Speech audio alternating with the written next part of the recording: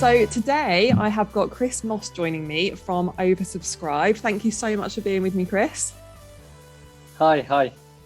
And today we're going to be talking about how to help entrepreneurs raise their profile online. And Chris is going to be giving some hints and tips on that. So I'm really excited to be joined today. And Chris, can we just start off by giving people a little bit of a background on you, kind of what your journey's been and where you're at now? Yeah, absolutely. And thank you for having me. So the journey so far is I started my first company around about 10 years ago, and it's all been on the online digital space. So we had a content platform where we drove 500,000 users a month onto that platform and then connected those with international brands. So my background's very much always been in digital and that online connectivity. Yeah. And then in the last 3 years, we started a company called Oversubscribed, which is where my focus is currently. And Oversubscribed helps entrepreneurs raise their profile online. Excellent. And so Oversubscribed then, what was the reason for starting that? Because obviously you already had a business that was doing well, from what you say. Yeah. And so why start Oversubscribed? What was the reason behind that? So historically, a lot of my focus was working with large corporates, marketing directors to help sell more pizzas or whatever it might be that we did for those. And a huge passion of mine has always been entrepreneurship, personal development. I love reading, as you can probably tell by the sort of my background. All the books. I'm dyslexic, so I'm not very good at reading, but I absolutely love it. And then I saw sort of an opportunity. I became part of a property network called Property Entrepreneur, and that network, there's some really impressive people part of it. But because social media perhaps wasn't something they grew up with, something that doesn't come natural to them, I sort of spotted this opportunity of I can take my understanding and knowledge of how to get awareness online, and then this group of very impressive people that had all this knowledge, but if you were to search them online, you'd have no idea how impressive they were. So that's sort of where the idea came from, a passion, I suppose, for sharing knowledge and personal development. Coupled with sort of a market opportunity that I thought, really fit. Excellent. And so you mentioned the property stuff there. So is that kind of purely what you're doing, sort of property entrepreneurs, or are you sort of niching with that, but you're also helping any entrepreneurs? Yeah, so our core niche to start with was property entrepreneurs, and that's where the majority of our client base is. Mm-hmm. However, there are some clients that we have in the mix that were sort of introduced through that sort of way. They may have a property business or they have interests in property, but actually they're now clients where we help them raise their profile online in other areas. So yeah. Brilliant. I think it's really interesting as well because, my audience know that I've very much built my businesses online, my brand, everything, I've done webinars on it and, I go on about it all the time.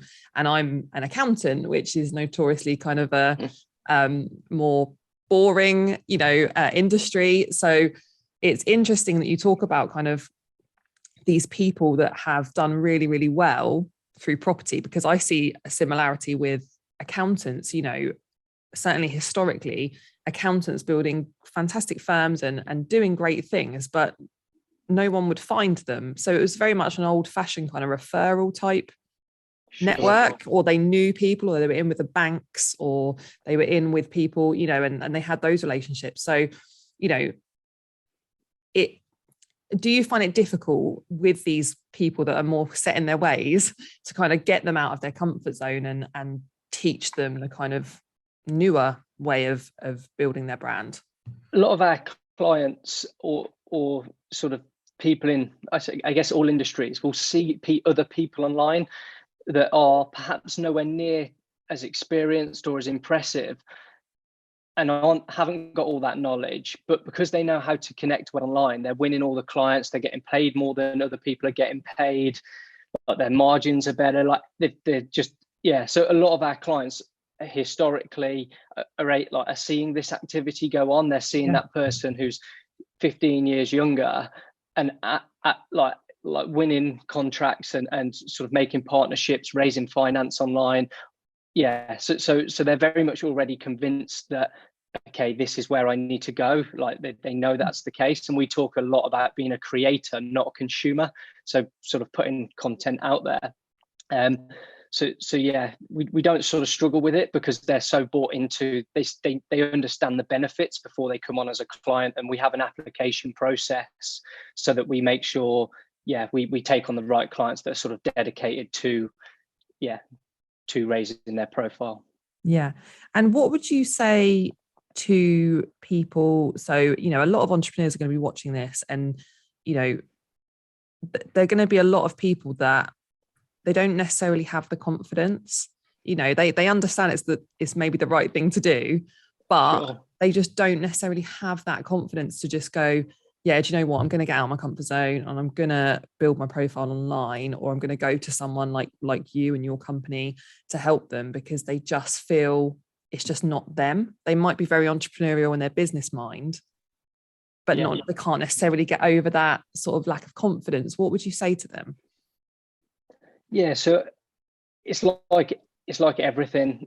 I think the same when I see our clients and they're building out like 57 flats from a an old factory or whatever it might be, and I'm thinking, how do you do that? Like, how do you go about doing that? But they've obviously just got the knowledge and the experience, and they just started. And I think it's exactly the same, and that's what I try and get across to potential clients or clients, is that it is no different than every other skill. It's just you've just got to start and sort of get going. Second to that is, with all of our clients, we put together a full strategy, a content calendar, so that it sort of removes that sort of what to post, when to post, where to post, how to post, all those sort of barriers that may have stopped them historically. We Yeah. remove them, so then it's purely what is the message, as opposed to sort of like all that other sort of, all the low value stuff we take away from them. So Yeah. yeah, for one of our clients who has a podcast, he literally sits down, presses a button, there's 3 cameras that sort of all activate. He does the high value bit that we cannot replicate, Yeah. and then after that point it comes over to our team, and he hasn't got to do anything else. Whereas I think it's all those other bits that can be that barrier, yeah, quite often.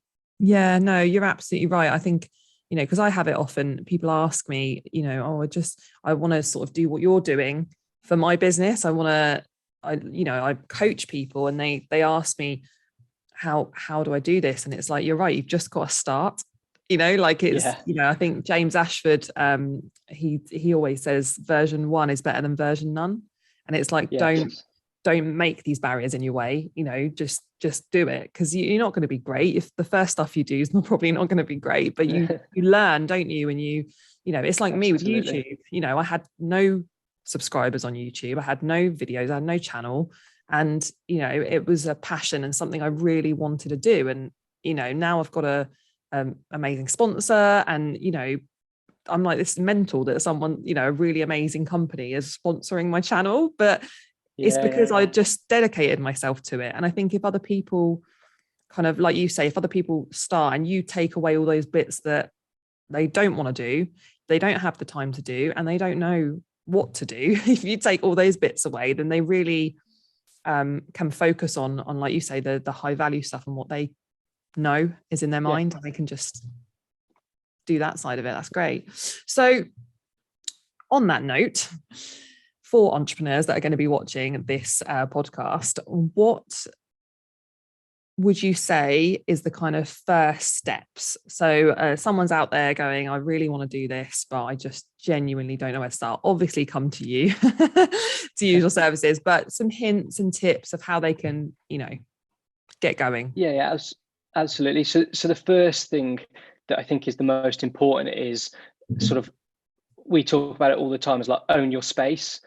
So like, what is that niche, what is that space that they want to be known for? I think before sort of kicking off any content, any strategy, it's like, what is it that you want to be known for? Yeah. So when someone thinks of me, I want them to think of an entrepreneur who helps other entrepreneurs raise their profile online. So like, and all my content can then be tailored around that. And where I see sometimes it going wrong is where people are pushing a lot of content out online, but there's no real consistency to it. So Yeah. they might be talking about property developments one day, then something finance related, then all these different things. And there's places for all different types of content in a content calendar. But yeah, I think that's the first place, is like, what is it? What's that space? What's that niche that you want to become known for? Is the first place to start. Yeah. Second to that is then putting together a content calendar. So we have a product that's called Content Calendar, and that basically is like what days, what you're going to post, but not so much exactly what you're going to post, but what's the structure to it. So we have different post types, things like one of them we call Walk the Talk.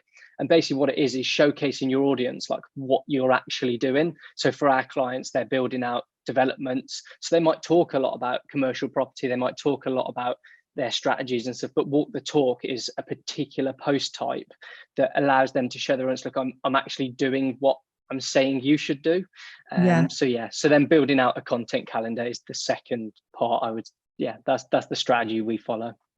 And how do you keep people accountable? Like how is, because I think it's a bit like with my coaching clients, you can tell people what to do, you can lead a horse to water. So how do you make sure that they do actually follow through with it? Or is it kind of a bit more like, this is what you need to do to get results, and up to them if they do it, sort of thing?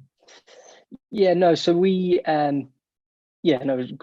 great question, and you've like really highlighted an issue that we sort of found quite early on, that we sort of put loads of things in place now to sort of support our clients. But in terms of someone else doing it, I think I'll tell you how I would do it if I wasn't working with us, and then I'll tell you what we do as well. So if someone isn't a client of ours, then what I would recommend is that they have 1 hour that they put in their diary each week that's like a non-negotiable, can't be moved. Tell that, like, if they have team members, PAs, like, do not book anything over this, it can't be moved. Tell the team, can't do anything. And that's their like content hour. And within that, they actually do that content creation, ideally the highest value part of it, the ideas, the structure, whatever it might be.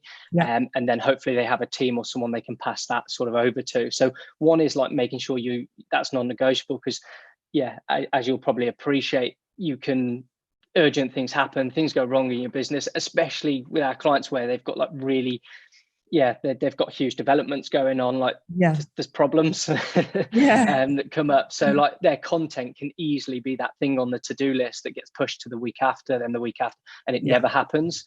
So I think that's the first one, is that. And then the second one is just getting accountable. So whether that's a team member who's waiting for content from you, whatever that looks like, make sure there's someone next on the process that if you don't do it, you're sort of letting them down, as opposed to like everyone will let themselves down, no problem, but you don't really want to let a team member down or someone else. So so that's what I would do if you weren't working with us. And then if you were working with us, so each of our clients have a personal content manager, and it's basically that person who holds them accountable. Once they've done that 1 hour high value slot, what they produce in that hour, which follows the structure we give them, then goes to their personal content manager, who then takes over and does like everything else.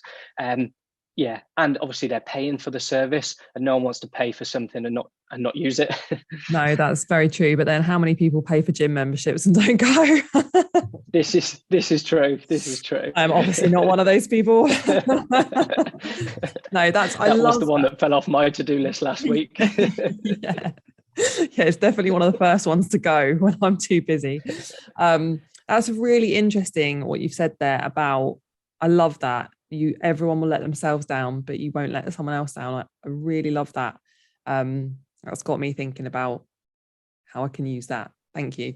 But that's so true, because, I have that situation, I have a great team around me, and that is why I'm able to have a YouTube channel and, put all these videos out and do those kind of things, because, I will say, right, I want to put at least 2 videos a week out on YouTube. That is kind of a bare minimum. Whatever that's going to be, that'll be a mixture of, my funny videos, my more serious videos, my reviews, my podcast, like everything. But if I don't make the time to do that, Luke will be like, but you want 2 videos out a week, so we need to make sure we've got enough, because I need time to edit them and they've got a bit. And I'm like, oh yeah, we do. I'm like, yes, we need to make time to do those. So it's really true, actually. And I like that a lot. That's really got me thinking. Good. So excellent. So then we've got this content calendar, or the people have got the structure in place, and you're taking all those bits away, and they're going to do the kind of high value stuff. So in terms of time scale, then what do you, because I get people ask me a lot and I'm like, it won't happen overnight. Like, I've been doing this every single day for 6 years, and I still feel like I'm very early on in terms of what I'm capable of achieving. But initially I did Facebook, and then that kind of fell off a cliff. And then I moved over to LinkedIn. That did really well. Now I've moved over to YouTube, and I go wherever my audience is going to be. But it doesn't happen overnight. So what do you advise people in terms of timescales? So the one that we talk about a lot is that, like, you need to start building a profile at least 2 years before you actually need your profile. Start sort of figuring stuff out, start working, and then that, like, over a 2-year period, you should be able to get enough traction for it to be sort of useful. Mm-hmm. However, the sort of caveat to that is that I actually think even day one or week one, putting content out is hugely valuable for 2 reasons. One is that you start to clarify your message more, your sort of what you're talking about. It starts to, like, you just start to have an instant shift in mindset, that when you're doing things, you're thinking content, you're thinking creation, so that instant mindset shift. But then the second part is that everyone goes online to verify people, especially in industries like property, where it's quite like partnership based, joint venture based. And like one new connection can be, like, one of our clients raised £500,000 just through social media over a 6-week period.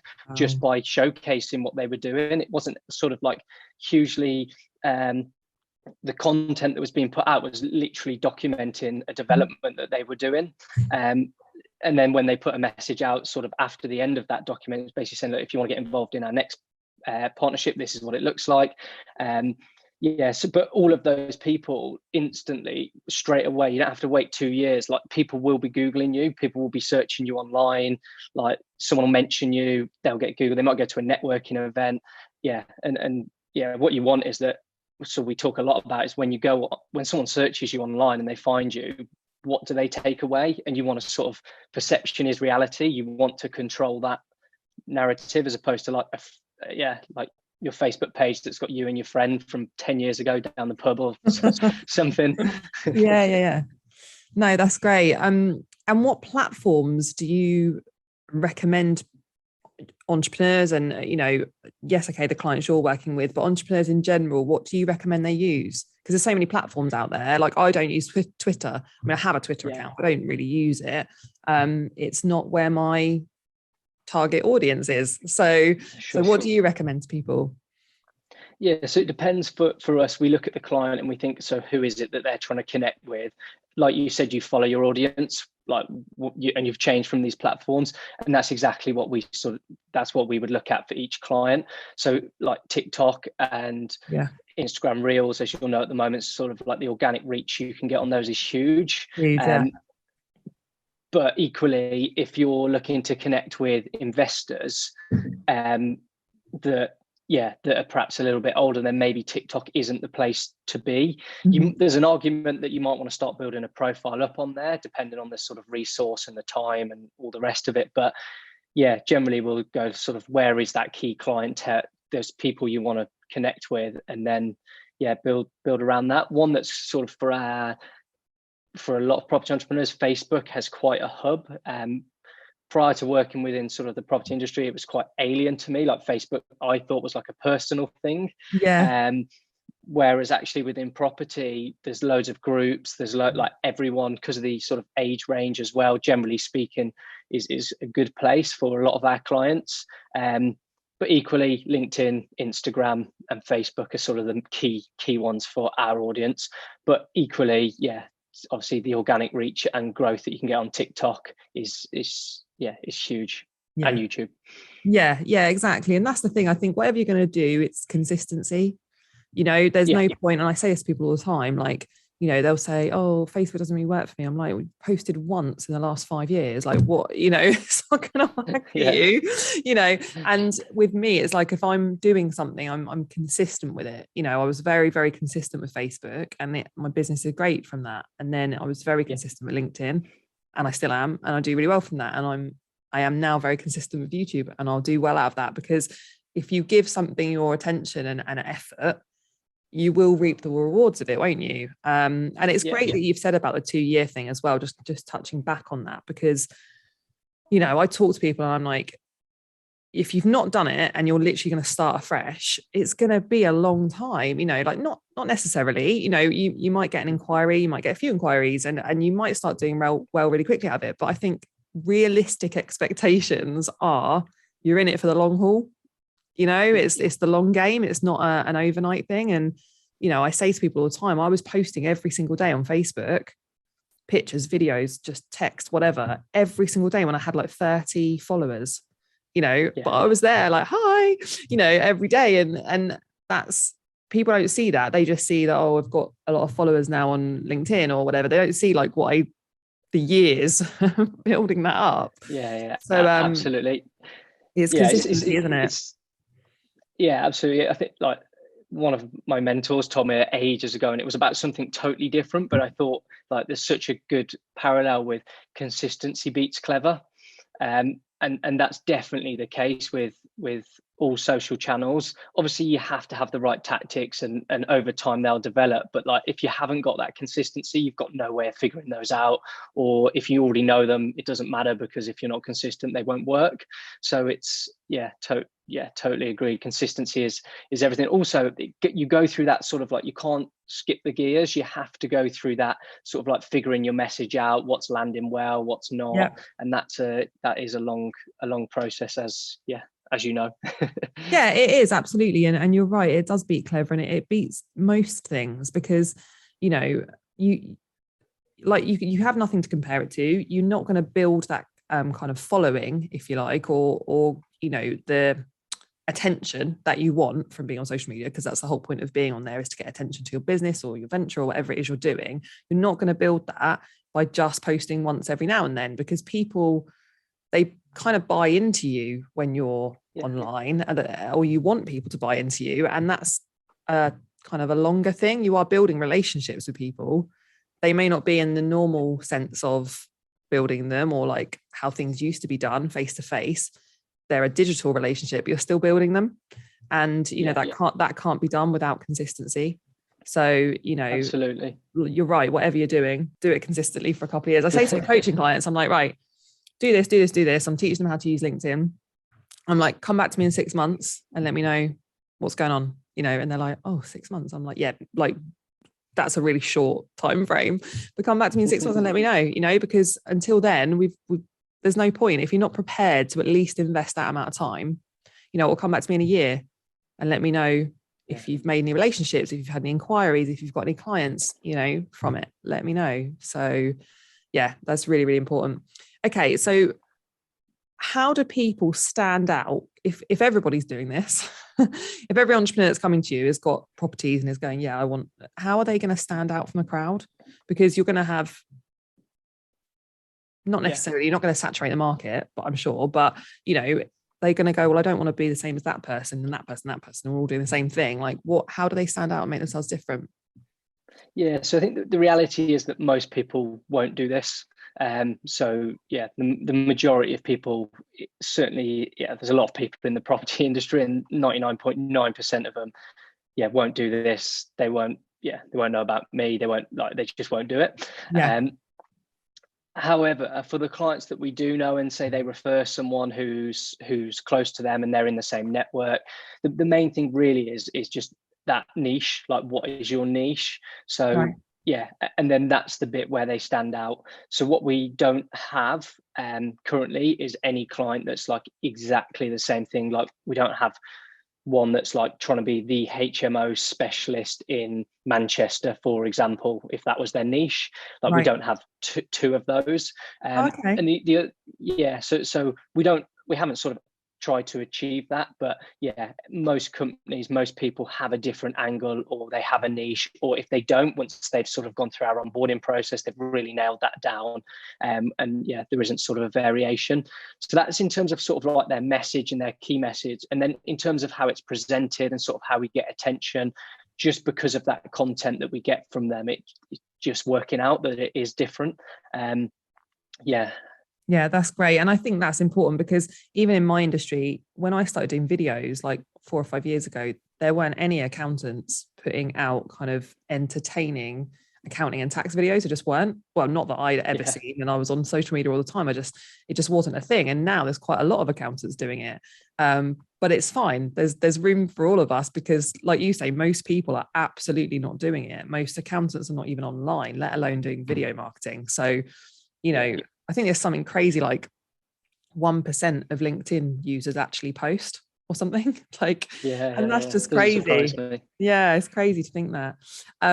No, that's great. And that's been so super useful. I think there's been so many little nuggets in there of information for people watching. How can people get hold of you, Chris, if they want to know more about how you've subscribed or how you could potentially help them with their entrepreneur journey? Where's the best place to find you? Yeah, so the easiest one is christopher-moss.com. And then from there, you can find all my social channels and ways to contact me. Perfect. And we will put all of your contact details in the description on this YouTube video. So anybody watching, have a look in the description if you want to get hold of Chris. Thank you so much for joining me today. I'm really, really grateful. I've actually feel like I've learned some stuff from talking to you. So it's been brilliant. Yeah, so thank you so much, Chris. Awesome. Thank you. It's been a pleasure. Yeah, really enjoyed it. Thank you. No worries. And thanks everybody for watching this episode of my podcast. And we will be on to the next one soon.